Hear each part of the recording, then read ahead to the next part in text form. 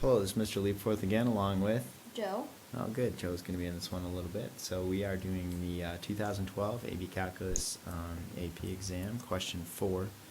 My assumption is that you have the question right in front of you, and that you can feel free to stop the video, go back, or do whatever you need to do. So this question is asking about a function. It's a square root.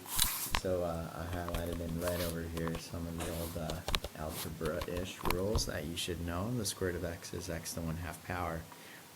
I'll use that in the first part when it says to find f prime.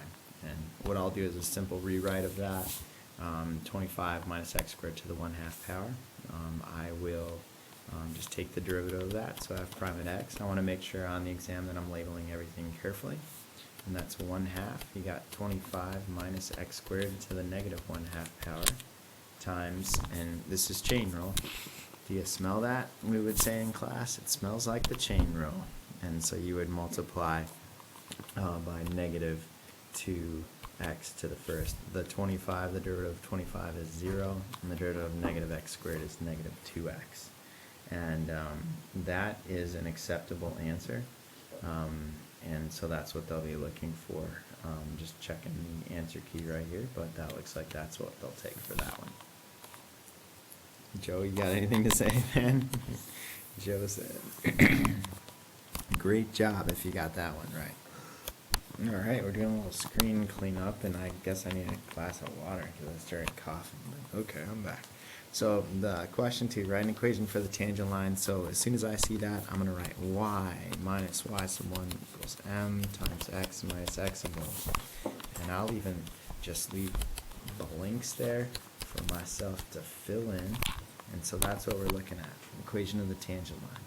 And so it wants the equation of the tangent line for x equals negative 3. So right away, that means your x can go in right there. And how do I find out what goes in the other blanks? I mean, they almost always give you that, and that goes right in that blank. How do I know it goes in the other one? Well, this is the function's value at negative 3, and this is the slope, or f prime at negative 3. And so what you need to do is just plug negative 3 in up here. Don't forget negative 3 squared is positive. Thank you for that glass of water, Joe. Appreciate it. Negative 3 squared is 9. Don't forget negative 3 times negative 3. Joe, do you know negative times a negative is a positive? Yes. Oh, all right, cool. And so then 25 minus 9, that's 16. Square root of that is 4. And so that goes in this blank. The derivative from a second ago, I had like 1/2, 25 minus x squared, so negative 1/2 power. So it might have helped to simplify that a little bit, because we're plugging in negative 3, we're plugging in negative 3. So again, this was 9, that's 16 in there. That means the square root's in the denominator, so it's 1/2 times 4. This is like 6. Remember, there's no calculator, so this could get us into a little bit of trouble. I believe that's 3/4. I did that really fast, and you'll probably have to go back through and check that out. But 3/4 would go in that blank. The AP graders will kind of giggle or not really know what you're talking about if you do it like this. So normally we solve for y, and you would say that y is equal to, we'll add 4 to both sides, plus 3/4 x plus 3. And so we'll write it in a nicer way for the graders, so they can smile, mark it correct, and then move on to the next problem. All right, so here we go. Joe's being critical of my my brackets here. Do you want to draw it? I'll erase it. You want to draw a better one for me in purple? There you go. Let's see if you can do it better. Well, that was fancy. I mean, I think officially it goes like this, and then like that. But all right, we're spending too much time on that. So we have a new function, which is kind of in 2 pieces. All right, so it looks like a piecewise function. The first one is this radical. It doesn't seem like we're going to have issues with that. And then the line down here, it doesn't seem like we'll have any issues with that piece. So it is asking about continuous. It's asking if it's continuous at negative 3. And that's really the part that I thought we would have an issue with. As you can tell, Joe is chewing on ice next to me, so you can probably hear that. And that's it. And so basically, if it's continuous, that means the limit as x approaches negative 3 of the function g of x is what they called it, is equal to g at -3. That would be a good statement. Let me glance over at the answer key to see. Yeah, I mean, I think they're looking for some kind of explanation, but it's not clear exactly what they'll take. But here's what I would want to see. What's the limit as x approaches -3 from the left of the function g of x? And so for that, we're supposed to use f. And so you take the square root of 25 minus x squared.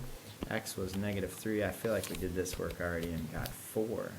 Alright, so the value there for the limit is 4. You got the limit as x approaches -3 from the right of g of x, which is this x plus 7. And so that's -3 plus 7 equals 4. Joe, I'm not sure if everybody wants to hear you drinking this much, man. Do you have anything to say?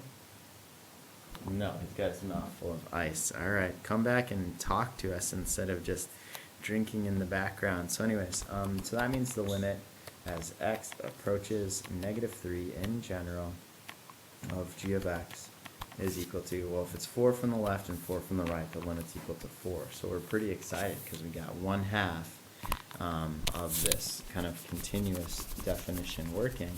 So what is the function's value at -3? Well, I'm supposed to use this function. Well, we already did that, and we got 4 when we did that. So not only does the limit equal 4 from the left and right, the value when you get there is 4 as well. And so, you know, this statement is true. I would go ahead and state it, and then I would say, you know, therefore, g is continuous at x equals -3. Anything to say over there, kid? Oh, he's sad. So now we're doing part D, and part D says find the value integral from 0 to 5 of 0 to 5 of x, 25 minus x squared dx. Do you smell that, Joe? Do you smell that?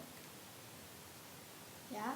You smell that. It smells like the chain rule, doesn't it? So, I mean, this is our typical chain rule problem. So we can use U or W or whatever you like. I guess we'll use U for now, U substitution. So what's the stuff underneath the square root? What do you want to make U equal to? U equal to 25 minus x squared. And that's the inside function. And then what's the derivative of U? Well, that would be equal to -2 times x is the derivative of x. Yeah, times dx, right? So -2x dx. So the derivative of 25, as we said earlier, was nothing, and the derivative of this you picked up good. It's -2x dx. And so times the derivative of x is what you were trying to say, which is totally correct. So what we do now is we take this weird looking S thing and write it down. Instead of writing the square root of that yellow stuff was, sorry about that. That yellow stuff was right here. So instead of writing that nasty yellow stuff, what would you like to say instead? U. Alright, so we'll just write the square root of U. Variable. Looks kind of nice, right? Now, if we look at the, variable U, that's right, we're doing U substitution, we're substituting a variable in for a bunch of nasty stuff. Now, dx is here, alright, x is here. What did I not take care of yet? What's left over here? -2. And so I need that in here. So I'm going to go ahead and plug in a -2. The only way I can make that work, though, is if I put a -1/2 on the outside. Because -1/2 times -2. A negative times a negative is a Positive. and half of 2 is? 1. So if I multiply by 1, I'm not really changing the value of the problem itself, but it will help me out here in this. The -2 is now taken care of, and I am allowed to write just du, which stands for? D times U. It actually is. Remember we talked about the derivative of u. Yeah, a lot of people think that's a times, but the du is one piece, so I'm glad you were able to say that. The -1/2 comes down here, and here's the key too. This is x equals 0 and x equals 5. So what we probably want to do is change those into u limits of integration. And so I'll go to green for a second. You have 25 minus x squared is equal to u. And so u is 25 minus, let's start here, 0 squared. 0 squared is 0. 25 minus 0 is 25. So actually I can write 25, which is a u limit of integration, which I'd rather have. And then if I come up here, if I plug in 5, let's just erase this and plug in 5, that's 25 now. 25 minus 25 is 0. So the u limit of integration is 0. So we're going from 25 to 0.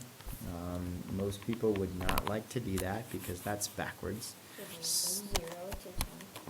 And if you do that, then instead of having negative 1/2 on the outside, we're going to change it to positive 1/2 because you need to change the sign.